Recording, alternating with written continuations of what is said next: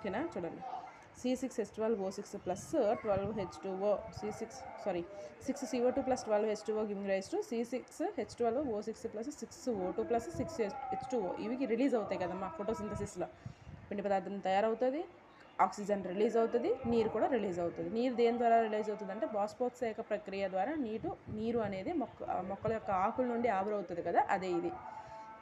ఓకేనా. ఇందాక చెప్పాను కదా దేని గురించి, ఇందాక మెథనాల్ గురించి చెప్పాను కదా, అది చూడండి. జనరల్గా CH4 అనేది మీథేన్. ఓకేనా. మీథేన్ ఆల్కేన్ గ్రూపుల్లో మీథేన్ అనేది ఆల్కేన్ గ్రూపు. ఓకేనా. ఆల్కేన్ గ్రూప్ అంటే CnH2n+2 అనేది దీని జనరల్ స్ట్రక్చర్. ఓకేనా. ఇప్పుడు దీనికి ఫంక్షనల్ గ్రూప్ ఉంది కదమ్మా, ఓహెచ్ ఇది ఒక ఫంక్షనల్ గ్రూప్ కదమ్మా. ఆల్కహాల్ అనేది ఒక ఫంక్షనల్ గ్రూప్ ఓహెచ్.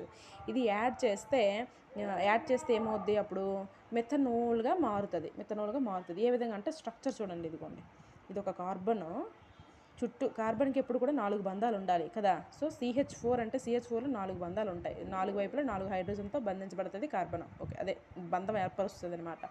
దీంట్లో ఒక హైడ్రోజన్ని తొలగించి దాని ప్లేస్లో OH వచ్చి చేరుతుంది అనమాట. ఓకేనా. ఫంక్షన్ గ్రూప్ OH వచ్చి చేరుతుంది. అప్పుడు ఇది ఏమవుతుంది, మెథనోయిక్. ఓకేనా. మెథనోల్ ఏర్పడుతుంది. అప్పుడు ఇది ఏమవుతుందంటే మెథనోల్గా మారుతుంది అనమాట. ఓకే. నెక్స్ట్ చూడండి, ఇక్కడ కొన్ని రియాక్షన్స్ ఇచ్చాడు. తుల్యం చేయమంటున్నాడు, రసాయన చర్యల్లో తుల్యం చేయమంటున్నాడు. చూడండి, hydrogen plus chlorine, hydrogen chloride, barium chloride plus aluminium sulphate. Barium chloride అంటే ఇవి రావాలమ్మా, ఈ స్ట్రక్చర్స్ రావాలి ఇవి. ఓకేనా. ఈ సాంకేతికాలు రావాలి మనకి. బేరియం క్లోరైడ్ BaCl2 అని. ఓకేనా. అల్యూమినియం సల్ఫేట్ అంటే Al2SO4 థ్రైస్ అని. ఇవి మనకు తెలియాలి. ఇవి తెలిస్తేనే మనం చేయగలం, లేదంటే చేయలేం. Barium sulphate BaSO4, aluminium chloride AlCl2, sodium Na, నీరు H2O, సోడియం హైడ్రాక్సైడ్ NaOH. దీన్ని మనం కాస్టిక్ సోడా అని కూడా అంటాం. సోడియం హైడ్రాక్సైడ్ మనకి ఇంకొక పేరు ఏంటంటే కాస్టిక్ సోడా. ఓకేనా. ఈ విధంగా అనమాట వీటిని తుల్యం చేయాలి. వీటికి ఈక్వేషన్స్ పద సమీకరణం ఇచ్చాడు, దాన్ని మనం సాంకేతిక రూపంలో సమీకరణం రాసి తుల్యం చెయ్యాలి. ట్రై చేయండి మీరు. ఓకేనా, ట్రై చేయండి.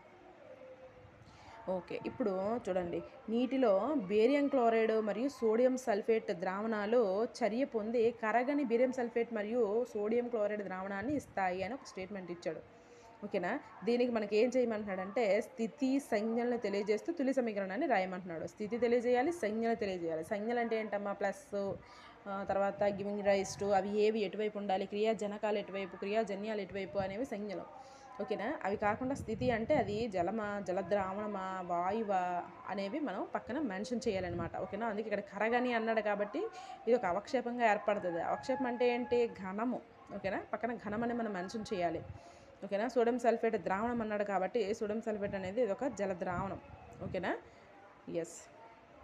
ఈ సోడియం క్లోరైడ్ అనేది కూడా ఒక ద్రావణమే, జల ద్రావణం.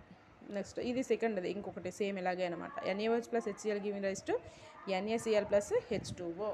ఇలా మనకి రియాక్షన్ అనేది వస్తుంది. నెక్స్ట్ రసాయన సమీకరణాలు రకాలు. ఇది చాలా ఇంపార్టెంట్ అమ్మ. రసాయన సమీకరణాల రకాలు చూడండి. రసాయన చర్యలో ఒక మూలకం యొక్క పరమాణువు మరొక మూలకం కనిపించట్లేదా, ఓకే. ఒక రసాయన చర్యలో ఒక మూలకం యొక్క పరమాణువులు మరొక మూలకం యొక్క పరమాణువులుగా మారవని మనం 9వ తరగతిలో నేర్చుకున్నాం. అంటే ఇప్పుడు రసాయన చర్య జరిగిందంటే క్రియాజన్యాల వైపు ఏ విధమైన పరమాణువులు ఉన్నాయో క్రియాజన్యాల వైపు కూడా, ఓకేనా, క్రియాజనకాల వైపు ఏ విధంగా ఉన్నాయో క్రియాజన్యాల వైపు కూడా అవే పరమాణువులు ఉంటాయి. అంతేగాని ఇక్కడున్న హైడ్రోజన్ వచ్చి ఇక్కడికి వచ్చి క్లోరిన్గా మారిపోదు కదా. ఇక్కడున్న హైడ్రోజను ఏది, క్రియాజనకాల వైపు ఉన్న హైడ్రోజను క్రియాజన్యాల వైపు వచ్చేటప్పటికి అది H2 అనేది గ్యాస్గా ఉండొచ్చు, లేదా వేరే ఇటువైపు ఉన్న మాలిక్యూల్తో చర్య జరిపి H2SO4 గాను, లేదంటే HS కానీ, ఇలా ఏ విధంగా అయినా మారిపోవచ్చు అనమాట. అంతేగాని అది పూర్తిగా ఒక మూలకం ఇంకో మూలకంగా మారిపోదు. ఎస్. ఓకేనా. రసాయన చర్యలు దాన్ని బేస్ చేసుకొని ఇక్కడ రసాయన చర్యలు అనేవి సపరేట్గా మనకి ఎన్ని రకాలుగా ఉంటాయో అనేది మనకి చెప్తున్నాడు. ఓకేనా. ఫస్ట్ దేని గురించి చెప్తున్నాడు అంటే సంయోగ చర్య. సంయోగం ఆ పేరులోనే ఉందమ్మా. సంయోగము అంటే కలవడము అంటే చూడండి, కొద్ది మోతాదులో కాల్షియం ఆక్సైడ్ లేదా పొడి సున్నాన్ని ఒక బేకర్లో తీసుకోమంటున్నాడు. కాల్షియం ఆక్సైడ్ లేదా పొడి సున్నం. ఓకేనా. పొడి సున్నం, కాల్షియం ఆక్సైడ్ అంటే ఏంటమ్మా, CaO కదా. Yes, CaO.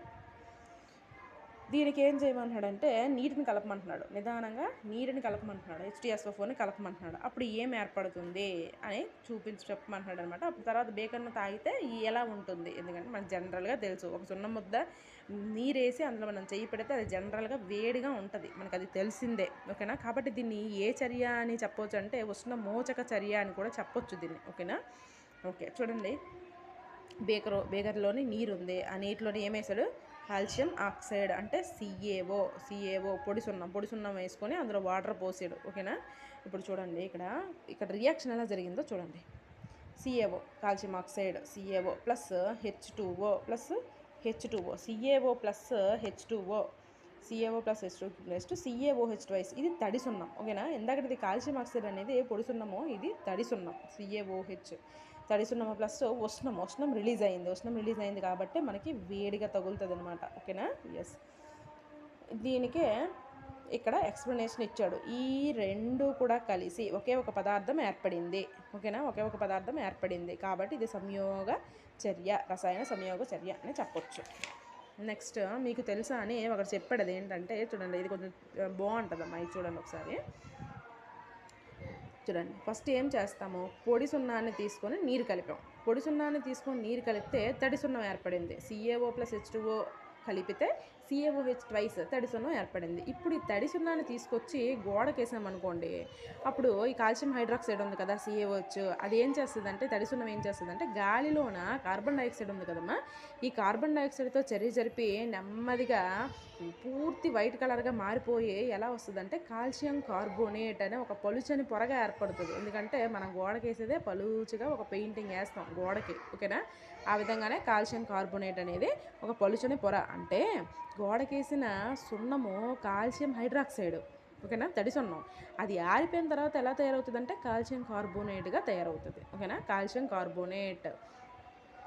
ఈ కాల్షియం కార్బోనేట్ అనేది ఏంటి అంటే మనకి చూడండి, చలువరాయి అంటాం కదమ్మా, చలువరాయి శుద్ధ మొక్క అని అంటాం కదా, అది చలువరాయి, దాని యొక్క రసాయన సంకేతికం కూడా ఇదే అనమాట. ఓకేనా, CaCO3 జనరల్గా లాస్ట్కి మనకి గోడకేసిన సున్నం ఆరిపోయిన తర్వాత కార్బన్ డైఆక్సైడ్తో చర్య జరిపి ఆరిపోయి తెల్లగా పాల్లాగా మారిపోయిన తర్వాత దాని ఒక సాంకేతికం ఏంటంటే CaCO3. ఓకేనా, కాల్షియం కార్బోనేట్. కిందన ఇచ్చాడు చూడండి CaOH2 ఇదొక జల ద్రావణం. CaOH2 అనేది ఒక జల ద్రావణం. తర్వాత CO2 అనేది ఒక వాయువు.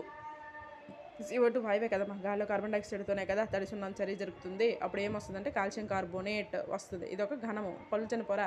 గోడకు సున్నం వేసిన తర్వాత ఇలాగా తీస్తే పెచ్చులు వస్తాయమ్మా, మీరు అబ్జర్వ్ చేశారంటే అది కాల్షియం కార్బోనేట్ ప్లస్ H2O. ఓకేనా, నీరు. ఈ నీరు ఎలా వస్తుందని అడిగారు, చెప్తాను చూడండి. కాల్షియం కార్బోనేట్ ఏర్పడిన తర్వాత ఇదే కదమ్మా, జనరల్గా మనకి నీటి ఒక ద్రావణం వచ్చింది కదా ఇక్కడ. ఓకే, కాల్షియం కార్బోనేట్ ఎండిపోయిన తర్వాత గోడకేసిన తర్వాత ఎండిపోయిన తర్వాత నీరు ఏదైతే ఉందో అది బయటికి మనకు కనిపిస్తుంది. మనం సున్నం వేసిన తర్వాత నీరు సెపరేట్ అయినట్లు మనకు కనిపిస్తుంది. సున్నము గోడకు పట్టేస్తుంది, కానీ బయట వైపు మనకి తడిగా వాటరీగా కనిపిస్తుంది. ఓకేనా, అది ఆ వాటరీగా కనిపిస్తుంది. తర్వాత అది ఏమవుతుందంటే నీటి ఆవిరిగా ఎండిపోతుంది. అది వాడు ఇక్కడ మెన్షన్ చేయలేదు. ఓకేనా, H2 అనేది ద్రావణంగా ఉండిపోద్దని ఇచ్చాడు, కానీ ఇది ద్రావణం కాదు. H2 అనేది గ్యాస్గా మారిపోద్ది, నీటి ఆవిరిగా మారిపోయి దీని నుంచి సెపరేట్ అయిపోయి ఇది ఏర్పడిపోద్ది. ఓకేనా, ఇది ద్రావణం కాదు, గ్యాస్ ఇవ్వాలి ఇక్కడ. ఓకే, నెక్స్ట్ ఏంటంటే చూడండి, బొగ్గును మండించడం, ఇదొక ఈక్వేషన్ చూడండి. కార్బన్ ఇవన్నీ దేనికి ఎగ్జాంపుల్ అమ్మ, మనకి రసాయన సంయోగానికి ఎగ్జాంపుల్. ఓకేనా, రసాయన సంయోగ చర్యకి ఎగ్జాంపుల్. కార్బన్ ప్లస్ ఆక్సిజన్ కలిపి కార్బన్ డైఆక్సైడ్, అంతే కదా. కార్బన్ డైఆక్సైడ్ ఫార్మేషన్ జనరల్గా అంతే కదా. Next H2+O2 H2O. ఇలా ఒకే ఒక పదార్థము ఏర్పడాలి ఎటువైపు, క్రియాజన్యాల వైపు. ఓకేనా, క్రియాజనకాలు ఎన్నైనా ఉండొచ్చమ్మా, ఎన్ని జనకాలైనా సరే కలిసి ఒకే ఒక పదార్థం ఏర్పడాలి. సంయోగ పదార్థం అనేది ఒకటే రావాలి, మళ్ళీ మధ్యలో ప్లస్లు వచ్చి ఇటువైపు కొన్ని అటువైపు కొన్ని అలా రాకూడదు. పదార్థం అయితే ఒకటే రావాలి. ఓకేనా, అలా వస్తే దాన్ని ఏమంటామంటే రసాయన సంయోగ చర్యలు అంటారు. ఓకేనా, ఇందులో టైప్స్ ఉంటాయి. ఏంటి, కొన్నిసార్లు ఉష్ణం విడుదలవ్వచ్చు, కొన్నిసార్లు ఉష్ణము గ్రహించవచ్చు అనమాట. ఓకేనా, మనకి ఇక్కడ జనరల్గా మ్యాక్సిమము ఇచ్చిన ఎగ్జాంపుల్స్ అన్నీ కూడా ఉష్ణ మోచక చర్యవే ఇచ్చాడు టెక్స్ట్ బుక్లో. ఒక్కటి మాత్రమే మనకి ఉష్ణ గ్రాహక చర్య ఇచ్చాడు, అది కూడా ఇందులో ఉంటుంది. బేరియం సల్ఫేట్కి సంబంధించింది ఉంటుంది. ఓకేనా, చూద్దాం. ఓకే, ఉష్ణమోచక రసాయన చర్యలు అంటారు. దీన్ని ఉష్ణం రిలీజ్ అయితే ఉష్ణమోచక రసాయన చర్యలు. ఉష్ణం రిలీజ్ అయిందని మనకు ఎలా తెలుస్తుంది మేడం అంటే, ఏదైనా మనం రియాక్షన్ చేసామంటే ఆ టెస్ట్ ట్యూబ్ని పట్టుకుంటే వేడిగా తగులుతుంది, అంతే సైన్, ఇంకేం లేదు. చూడండి, సహజ వాయువును మండించడం. సహజ అంటే మీథేన్ అనేది ఒక సహజ వాయువు, మనకి తెలుసు. మీథేన్ ఇంధనంగా కూడా మనం వాడుతాం, ఓకేనా. CH4.